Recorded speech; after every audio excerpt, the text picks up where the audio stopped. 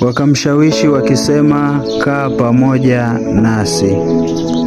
Ndugu zangu, karibuni katika tafakari ya neno la Mungu, leo ikiwa ni Dominika ya 3 ya Pasaka mwaka A.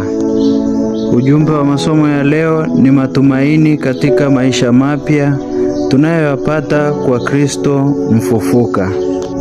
Somo la kwanza ni la kitabu cha Matendo ya Mitume sura ya 2 mstari wa 14 na mstari wa 22 mpaka 28. Tusikilize somo. Petro alisimama pamoja na wale 11, akapaza sauti yake akawaambia, enyi watu wa Uyahudi na ninyi nyote mkaao Yerusalemu, lijueni jambo hili, mkasikilize maneno yangu.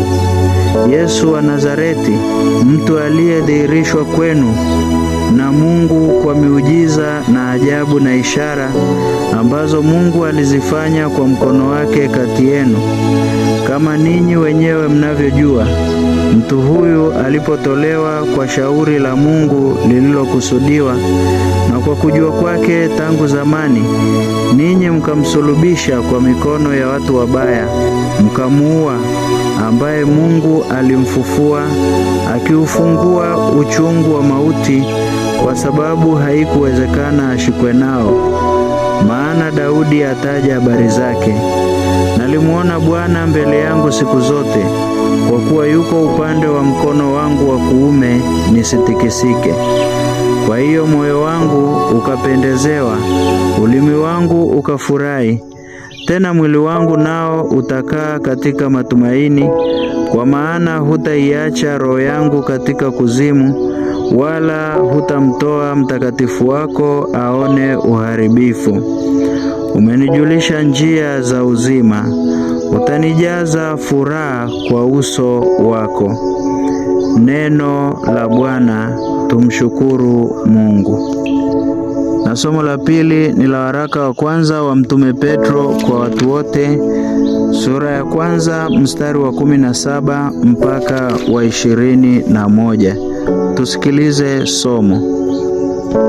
Ikiwa mnamuita Baba yeye ahukumuye kila mtu pasipo upendeleo kwa kadiri ya kazi yake, enendeni kwa hofu katika wakati wenu wa kukaa hapa kama wageni.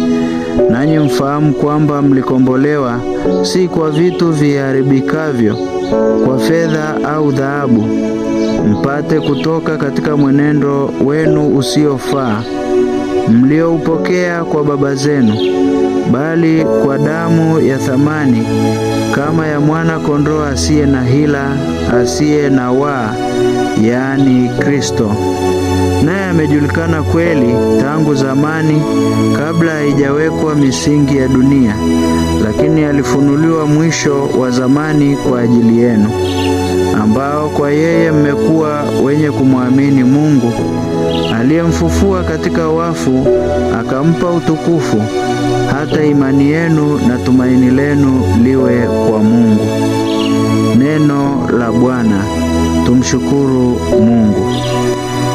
Na somo la Injili ni Injili ya Luka sura 24 mstari wa 13 hadi wa 35. Tusikilize somo. Siku ile watu wawili miongoni mwa wafuasi wa Yesu walikuwa wakienda kijiji kimoja jina lake Emau, kilichokuwa mbali na Yerusalemu kama mwendo wa saa 2. Nao walikuwa wakizungumza wao kwa wao habari za mambo hayo yote yaliyotukia. Ikawa katika kuzungumza na kuulizana kwao, Yesu mwenyewe alikaribia akaandamana nao. Macho yao yakafumbwa wasimtambue. Akawaambia, ni maneno gani haya mnayosemezana hivi mnapotembea? Wakasimama wamekunja nyuso zao. Akajibu mmoja wao jina lake Kleopa akamwambia, je, wewe peke yako mgeni katika Yerusalemu, hata huyajui yaliyotukia humo siku hizi? Akawauliza, mambo gani? Wakamwambia, mambo ya Yesu wa Nazareti, aliyekuwa mtu nabii, mwenye uwezo katika kutenda na kunena mbele za Mungu na watu wote. Tena jinsi wakuu wa makuhani na wakubwa wetu walivyomtia katika hukumu ya kufa, wakamsulubisha. Nasi tulikuwa tukitumaini ya kuwa yeye ndiye atakayewakomboa Israeli. Zaidi ya hayo yote, leo ni siku ya 3 tangu yalipotendeka mambo hayo. Tena wanawake kadha wa kadha wa kwetu walitushtua, waliokwenda kaburini asubuhi na mapema wasiuone mwili wake. Wakaja wakasema ya kwamba wametokewa na malaika waliosema kwamba yu hai. Na wengine waliokuwa pamoja nasi walikwenda kaburini wakaona vivyo hivyo kama wale wanawake walivyosema, ila yeye hawakumuona. Akawaambia, enyi msiofahamu, wenye mioyo mizito ya kuamini yote waliyosema manabii, je, haikumpasa Kristo kupata mateso haya na kuingia katika utukufu wake? Akaanza kutoka Musa na manabii wote, akawaeleza katika maandiko yote mambo yaliyomhusu yeye mwenyewe. Wakakikaribia kile kijiji walichokuwa wakienda, naye alifanya kama anataka kuendelea mbele. Wakamshawishi wakisema, kaa pamoja nasi, kwa kuwa kumekuchwa na mchana unakwisha. Akaingia ndani kukaa nao. Ikawa alipokuwa ameketi nao chakulani, alitoa mkate, akaubariki, akaumega, akawapa. Yakafumbuliwa macho yao, wakamtambua. Kisha akatoweka mbele yao. Wakaambiana, je, mioyo yetu haikuwaka ndani yetu hapo alipokuwa akisema nasi njiani na kutufunulia maandiko? Wakaondoka saa ile ile wakarejea Yerusalemu. Wakawakuta wale 11 wamekutanika, wao na wale waliokuwa pamoja nao, wakisema, Bwana amefufuka kweli kweli, naye amemtokea Simoni. Nao waliwapa habari ya mambo yale ya njiani na jinsi alivyotambulika nao katika kuumega mkate. Neno la Bwana. Sifa kwako, e Kristo. Ndugu zangu, katika somo la kwanza tumemsikia Petro mtume siku ile ya Pentekoste, na baada ya kujazwa Roho Mtakatifu, akielezea kuwa Yesu aliyesulubiwa amefufuka kwa nguvu ya Mungu, na hivyo amevunja nguvu ya dhambi na mauti. Kiini cha mafundisho ya Petro mtume ni kutoa ushahidi juu ya kifo na ufufuko wa Yesu Kristo, kwamba Yesu aliyeteswa akafa msalabani amefufuka kama ilivyotabiriwa katika maandiko matakatifu, na kwamba yeye pekee ni matumaini ya ufufuko wetu. Hotuba ya Petro sio tu jambo la kihistoria, bali ni ukweli unaoishi, unaotualika kufikiri juu ya umuhimu wa ufufuko wa Bwana wetu Yesu Kristo katika maisha yetu. Hivyo basi leo tumuombe Mungu, kama jinsi ambavyo hotuba ya Petro mtume iliichoma mioyo ya wafuasi wa mwanzo waliokuwa wakimsikiliza, vivyo hivyo ukweli wa ushindi wa Yesu dhidi ya mauti uimarishe imani yetu leo. Katika somo la pili tunasikia juu ya upekee wa imani yetu, imani ambayo japo kwa wakati fulani inapitia katika majaribu na vishawishi, inaongozwa na kulindwa na upendo wa Kristo mfufuka. Somo hili linatukumbusha kwamba tulikombolewa si kwa vitu viharibikavyo kama fedha au dhahabu, bali kwa damu azizi ya Bwana wetu Yesu Kristo. Huu ni wito kwetu kufikiria juu ya thamani ya imani na utambulisho wetu kama waamini, huku tukiitwa kuishi maisha yetu kwa jinsi ambavyo yataakisi lile pendo kuu la Mungu, yaani kuishi si kwa ajili yetu bali kwa ajili ya Yesu aliyetukomboa. Somo la Injili ni habari ya wafuasi wawili wakiwa safarini kuelekea Emmaus, katikati ya kuchanganyikiwa na kukata tamaa, Yesu anajitokeza katikati yao, japokuwa hawakumtambua.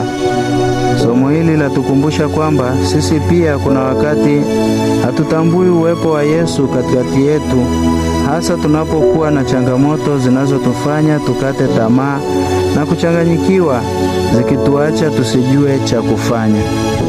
Yesu anawafungua macho ya akili na mioyo yao kupitia maandiko, na pia anajidhihirisha kwao kupitia kuumega mkate. Katika changamoto zetu za kimaisha, tumgeukie Yesu kwa kusoma neno la Mungu na kulitafakari, na pia kushiriki katika kumpokea Yesu Ekaristi mara nyingi. Hivyo ndugu zangu, katika masomo ya leo tunajifunza mambo yafuatayo. Jambo la kwanza, tumekombolewa kwa damu ya thamani ya Bwana wetu Yesu Kristo. Katika somo la pili, Petro mtume anatukumbusha kuwa tumekombolewa si kwa fedha au dhahabu, bali kwa damu ya thamani ya Bwana wetu Yesu Kristo. Kristo Yesu alimwaga damu yake kwa ajili yetu, upendo wa ajabu, upendo mkuu zaidi.